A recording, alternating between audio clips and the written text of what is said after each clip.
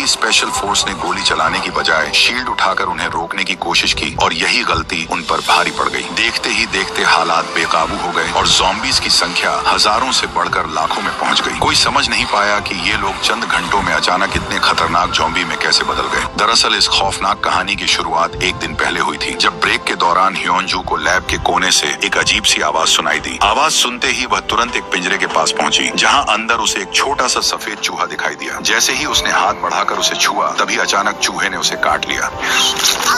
ठीक उसी समय बायोलॉजी का टीचर वहां आ गया। उसे देखकर ह्योन-जू घबराते हुए तुरंत बाहर निकलने लगी, लेकिन टीचर ने जैसे ही खुला पिंजरा और खून देखा, तभी अचानक उसका चेहरा एकदम बदल गया। उसने ह्योन-जू को पीछे से पकड़कर वापस लैब में खींच लिया और तुरंत टेप और रस्सी से उसके हाथ पैर बांध दिए और उसे जबरदस्ती एक इंजेक्शन दे दिया। डॉक्टर ली समझ चुका था कि ह्योन-जू को बचाना अब नामुमकिन है, क्योंकि उसे काटने वाला चूहा ज़ॉम्बी वायरस से संक्रमित था और उसके पास ह्योन-जू को बेहोश करने के अलावा कोई और रास्ता नहीं था। जैसे ही ह्योन-जू बेहोश हुई, वह उसे छोड़कर क्लास लेने चला गया, लेकिन अगले ही पल उसका शरीर पूरी तरह कांपने लगा।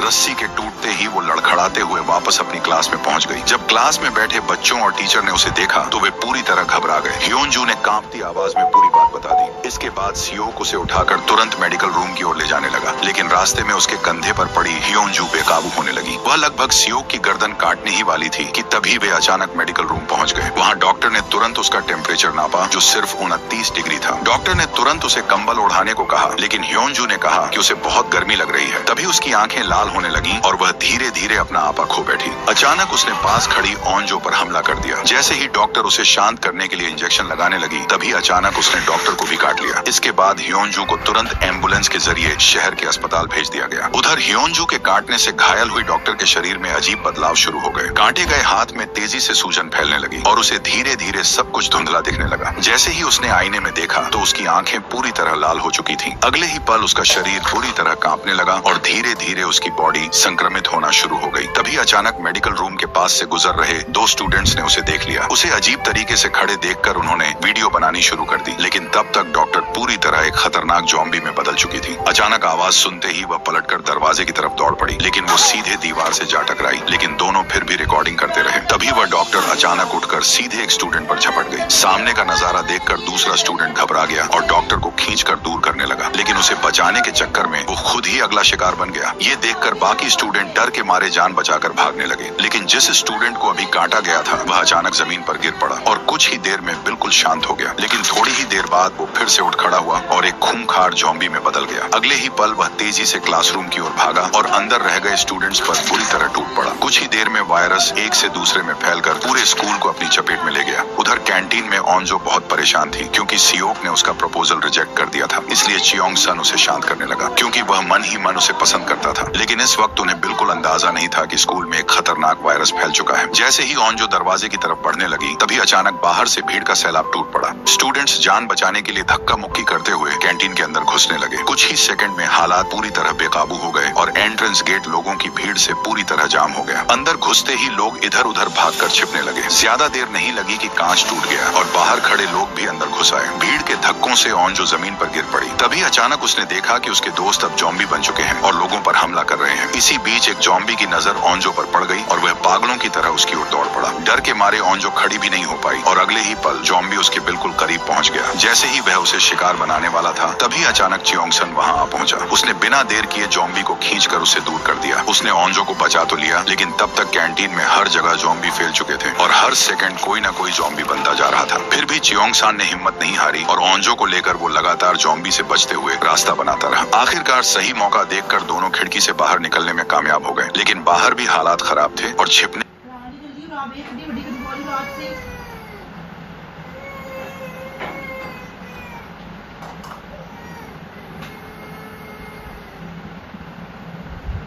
की कोई जगह नहीं बची थी। तभी अचानक सामने से एक बेकाबू ट्रक उनकी तरफ तेजी से आता हुआ दिखाई दिया। ट्रक से गिरती लोहे की पाइपों ने कई ज़ॉम्बीज को वहीं गिरा दिया और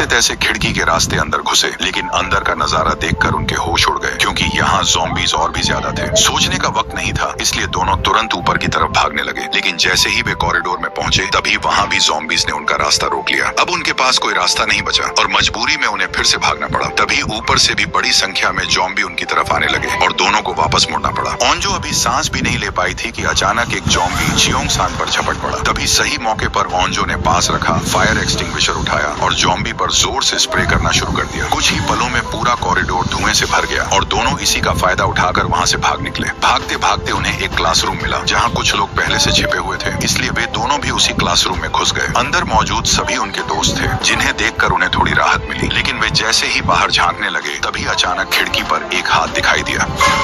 दरअसल वह उनका दोस्त सियोक था, जो सीढ़ी के सहारे ऊपर चढ़कर आया था। उसके पीछे पीछे क्लास मॉनिटर नामरा भी वहाँ पहुँच गई और अब पूरा ग्रुप एक साथ इकट्ठा हो गया। लेकिन सब जानते थे कि यह जगह ज्यादा देर तक सुरक्षित नहीं रहने वाली है और खतरा कभी भी आ सकता है। इसी बीच लड़की को एक फोन मिला और चियोंग सन ने तुरंत पुलिस को कॉल कर दिया। उसने ऑपरेटर को बताया कि स्कूल में ज़ॉम्बी वायरस फैल चुका है। लेकिन इतनी अजीब बात सुनकर ऑपरेटर ने इसे मजाक समझ लिया और बिना एक पल सोचे तुरंत फोन काट दिया। अब जब सब पूरी तरह बेबस हो गए, तब ओंजो ने अपने पिता के फायर स्टेशन पर कॉल किया। उसने झूठ बोलते हुए कहा कि स्कूल में भयानक आग लग गई है। खबर मिलते ही फायर ब्रिगेड की टीम तुरंत निकल पड़ी, जिससे सभी की जान में जान आ गई। लेकिन काफी देर इंतजार करने के बाद भी कोई मदद नहीं पहुंची और सबकी बेचैनी बढ़ने लगी। जब ओंजो ने दोबारा कॉल करने की कोशिश की, तब फोन पूरी तरह से बंद हो गया। इसी बीच जब जिनसू दरवाजे की निगरानी करने गया, तभी अचानक एक आदमी अंदर घुस आया और पता चला कि वह उनका पीटी टीचर था। लेकिन स्टूडेंट्स के मन में डर बैठ गया कि कहीं वह ज़ॉम्बी वायरस से संक्रमित तो नहीं है। टीचर ने सभी को यकीन दिलाया कि उसे किसी ज़ॉम्बी ने नहीं काटा है। इसके बाद उसने तुरंत सबको टेबल कुर्सियों से दरवाजे और खिड़कियां बंद करने को कहा, ताकि ज़ॉम्बी अंदर न घुस सके। सब लोग मिलकर तेजी से काम करने लगे। लेकिन तभी ओंजो ने देखा कि पीटी टीचर के हाथ पर काटने का निशान है। ये देखते ही सभी स्टूडेंट्स बुरी तरह घबरा गए। ओंजो ने तुरंत उसे बाहर निकलने को कहा, लेकिन टीचर ने उसकी बात मानने से साफ इनकार कर दिया, बल्कि वह उल्टा आगे बढ़कर उन पर चिल्लाने लगा। इसी बीच उसकी नाक से खून बहने लगा और कुछ ही सेकंड में वह जमीन पर गिर पड़ा। अचानक उसका शरीर बुरी तरह कांपने लगा और कुछ ही पलों में वह ज़ॉम्बी में बदलकर पास खड़ी एक लड़की पर झपट पड़ा। हालात बिगड़ते देख मोटा तुरंत आगे आया और उसने टीचर को खींचकर एक तरफ फेंक दिया। लेकिन इतना करने से भी उस पर कोई खास असर नहीं पड़ा। वह फिर से उठकर आगे बढ़ा और दोबारा सब पर हमला करने लगा। तभी सियोक ने तुरंत जवाबी हमला किया और ज़ॉम्बी पर लगातार वार करने लगा। उसी समय चियोंग सन ने पास पड़ी एक टेबल उठाई और ज़ॉम्बी को सीधे दीवार से चिपका दिया। चियोंग सन और जियोंगसू की मिलकर की गई कोशिश से पीटी टीचर को कुछ देर के लिए काबू में कर लिया गया। लेकिन इस दौरान एक लड़की को ज़ॉम्बी ने काट लिया था और उसे समझ आ गया था कि वह भी जल्द ही ज़ॉम्बी बनने वाली है, इसलिए वह चुपचाप क्लास से बाहर निकलने लगी। लेकिन तभी नायोन को लगा कि वो उस पर हमला करने वाली है, इसलिए उसने घबराहट में उसे जोर से लात मारकर जमीन पर गिरा दिया। कुछ ही सेकंड में वह लड़की भी ज़ॉम्बी में बदल गई और उठते ही हमला करने लगी। उसी समय मोटे ने मौका पाकर उसे किसी तरह काबू में कर लिया। सब समझ गए कि ज़ॉम्बीज को रोक पाना आसान नहीं है, इसलिए उन्होंने तुरंत वहाँ से निकलने का फैसला किया। मौका मिलते ही सियोक ने क्लासरूम का दरवाजा खोला और सबको बाहर भेज दिया, जबकि वह खुद पीछे रहकर उन्हें कवर देने लगा। उस वक्त कॉरिडोर बिल्कुल खाली था, लेकिन आवाज सुनते ही ज़ॉम्बी तेजी से उनकी तरफ आने लगे। आगे भाग रही नायोन डर के मारे वहीं गिर पड़ी। उसी समय सियोक आगे आया और सबको बचाने के लिए अकेले ज़ॉम्बीज से भिड़ गया। लेकिन ज़ॉम्बियों की संख्या इतनी ज्यादा थी कि वह जल्द ही चारों तरफ से घिर गया। तभी चियोंग सन खिड़की को हथियार की तरह इस्तेमाल करते हुए ज़ॉम्बीज पर टूट पड़ा। बाकी लोगों ने भी वही तरीका अपनाया और सब मिलकर ज़ॉम्बियों से भिड़ गए। इसी दौरान मोटे ने पूरी ताकत से क्लासरूम का दरवाजा उखाड़ लिया और उसे आगे करके ज़ॉम्बियों को पीछे धकेलने लगा। सभी की कोशिश से ज़ॉम्बियों को धीरे धीरे सीढ़ियों की तरफ धकेल दिया गया और बाकी लोग मौका पाकर ऊपर की तरफ भागने लगे। लेकिन ज़ॉम्बी भी पीछे पीछे चढ़ आए और उन्होंने ऊपर पहुंचते ही सबको आगे पीछे से घेर लिया। अब हालात पूरी तरह बिगड़ चुके थे और ज़ॉम्बियों की संख्या लगातार बढ़ती जा रही थी। तभी ओंजो ने पास रखा फायर हाइड्रेंट उठाया और क्लासरूम के दरवाजे पर जोर जोर से मारना शुरू कर दिया। ठीक उसी वक्त जब सबकी ताकत जवाब देने लगी, तभी अचानक दरवाजा खुल गया और सभी तेजी से भागकर क्लासरूम के अंदर छिप गए। जब सब अंदर आ गए, तब ओंजो को पता चला कि उसका फोन बाहर कॉरिडोर में ही गिर गया है। इसी बीच जब सभी को लगा कि अब वे सुरक्षित हैं, तभी ज़ॉम्बियों ने खिड़की का शीशा तोड़ दिया और अंदर घुसने की कोशिश करने लगे। घबराकर सभी ने तुरंत टेबल को खींचकर खिड़की के सामने लगा दिया और किसी तरह खिड़की को कवर कर दिया। थोड़ी देर बाद ओंजो ने देखा कि सियोक अंदर नहीं आया है, जिससे उसका दिल बुरी तरह बैठ गया। उसकी हालत देखकर उसकी दोस्त उसे संभालने की कोशिश करने लगी। लेकिन जैसे ही ओंजो ने अपनी दोस्त का हाथ पकड़ा, तभी उसे महसूस हुआ कि उसका हाथ ठंडा पड़ चुका है। कुछ ही पलों में उसमें भी संक्रमण के लक्षण दिखने लगे और सच्चाई सामने आ गई। दरअसल ज़ॉम्बी से लड़ते वक्त उसे पैर में काट लिया गया था और अब वह खुद एक ज़ॉम्बी बनने वाली थी। डर के मारे वह तुरंत भागकर आईने के सामने खड़ी हो गई। उसने देखा कि उसकी आंखें पूरी तरह लाल हो चुकी थीं और उसकी नजर भी धुंधली पड़ने लगी थी। अपनी दोस्त को इस हालत में देखकर ओंजो उसे कसकर पकड़कर रोने लगी, लेकिन जैसे ही वह पूरी तरह बदलने वाली थी तभी चियोंग सन ने तुरंत ओंजो को उससे दूर कर दिया। अगले ही पल उसका शरीर बुरी तरह कांपने लगा और हड्डियों के चटकने की आवाजें आने लगी।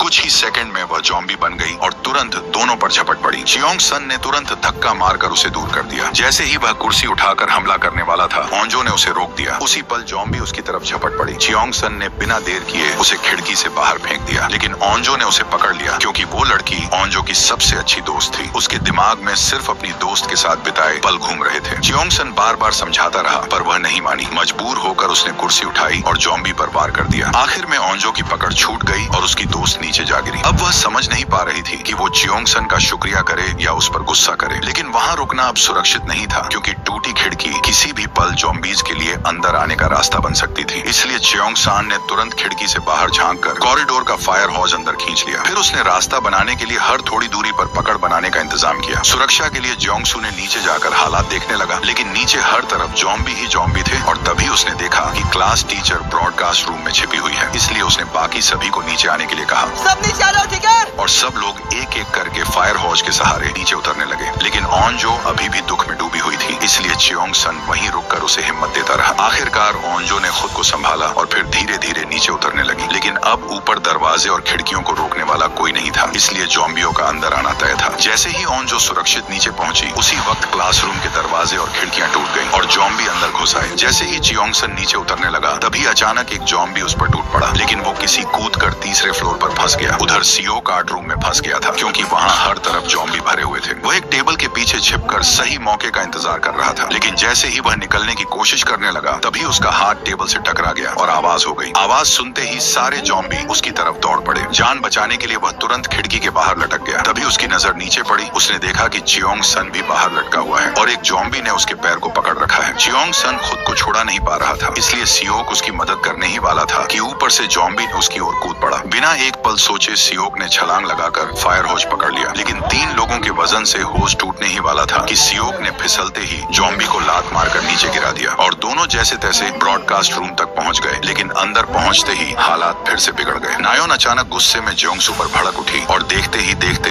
दोनों के बीच बहस शुरू हो गई। नायोन के लिए यह कोई नई बात नहीं थी क्योंकि वो शुरू से ही जियोंगसू से उसकी गरीबी की वजह से नफरत करती थी, लेकिन इस बार हालात पहले से ज्यादा बिगड़ चुके थे। तभी क्लास टीचर ने बीच में आकर मामला शांत कराया और सबको एकजुट रहने को कहा, लेकिन किसी को यह एहसास तक नहीं था कि नायोन जल्द ही जियोंगसू के साथ कुछ बहुत ही बुरा करने वाली है। अचानक फायर स्प्रिंकलर ने खिड़की का शीशा तोड़ दिया। जैसे ही चियोंग सन खिड़की के पास गया, तभी अचानक एक ज़ॉम्बी ऊपर से गिरकर खिड़की के पास आ गया। वह अंदर आने ही वाला था कि चियोंग सन ने कोने से झाड़ू उठाया और उसे बाहर की ओर धकेलने लगा, लेकिन यह तरीका उल्टा उसी पर भारी पड़ गया क्योंकि ज़ॉम्बी ने झाड़ू को कसकर पकड़ लिया और उसी के सहारे अंदर आने लगा। यह देखकर जियोंगसू तुरंत उसकी मदद के लिए आया, लेकिन ज़ॉम्बी ने खुद उसे ही पकड़ लिया। हालांकि चियोंग सन बिना रुके झाड़ू से वार करता रहा, फिर भी ज़ॉम्बी नीचे गिरने का नाम नहीं ले रहा था। अब उसके हाथ में सिर्फ नुकीला डंडा बचा था। तभी सियोक ने झपटकर वह डंडा लिया और पूरी ताकत से ज़ॉम्बी पर वार कर दिया, लेकिन उससे भी कोई खास फर्क नहीं पड़ा। हालात बिगड़ते देख जियोंगसू ने पास रखा कंप्यूटर उठाया और सीधे ज़ॉम्बी पर दे मारा। इस जोरदार वार के बाद आखिरकार ज़ॉम्बी नीचे गिर गया और खतरा कुछ देर के लिए टल गया, लेकिन इसी दौरान जियोंगसू को हल्की चोट लग गई जिससे उसकी नाक से खून बहने लगा। यह देखकर नायोन को उस पर शक हो गया। उसने जोर देकर कहा कि वह संक्रमित हो चुका है और सबको उसे बाहर निकाल देना चाहिए, लेकिन हर किसी को पता था कि अगर वे अभी जिंदा हैं तो उसका कारण सिर्फ जियोंगसू है। फिर भी नायोन उसी पर इल्जाम लगा रही थी। दरअसल दोनों के बीच पहले से ही नफरत थी, इसलिए माहौल और बिगड़ने लगा। तभी क्लास टीचर ने बीच में आकर आइडिया दिया कि जियोंगसू को कुछ देर के लिए अलग कमरे में रखा जाए। उन्होंने कहा कि अगर वह संक्रमित नहीं हुआ तो नायोन को उससे माफी मांगनी पड़ेगी। इस पर जियोंगसू ने खुद कहा कि वह 1 घंटे तक अंदर रहेगा ताकि सबको यकीन हो जाए, लेकिन जैसे ही वह कमरे में गया तभी नायोन माफी न मांगने के लिए अंदर ही अंदर जलने लगी और उसने मन ही मन एक खतरनाक फैसला कर लिया। उसने मौका देखकर चुपके से अपनी जेब से एक रुमाल निकाला और उसे डंडे पर लगाकर ज़ॉम्बी के खून से भिगो लिया। इसके बाद वह बनावटी मासूमियत के साथ जियोंगसू के पास गई और उसके घायल हाथ को उसी रुमाल से साफ करने लगी। बेचारा जियोंगसू यह समझ बैठा कि वह सच में माफी मांगने आई है। जैसे ही उसका मकसद पूरा हुआ, उसने तुरंत अपना असली रंग दिखा दिया।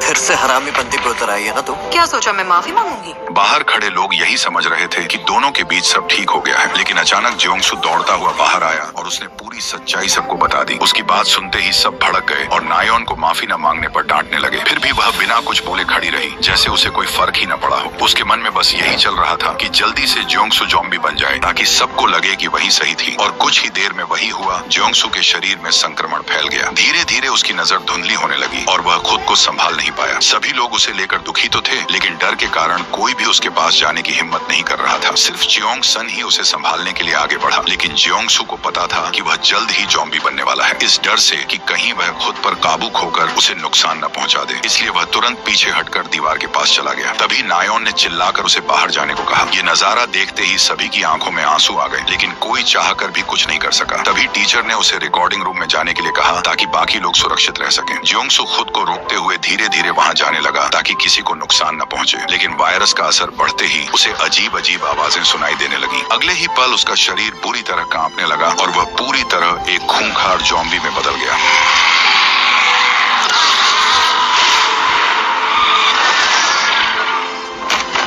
सॉरी गाइस, अभी इसका पूरा एक्सप्लेनेशन तैयार नहीं हो पाया है, लेकिन नेक्स्ट पार्ट बहुत जल्द आने वाला है। तो चैनल को सब्सक्राइब कर लो और कमेंट में नेक्स्ट पार्ट लिखकर बताओ कि तुम कितने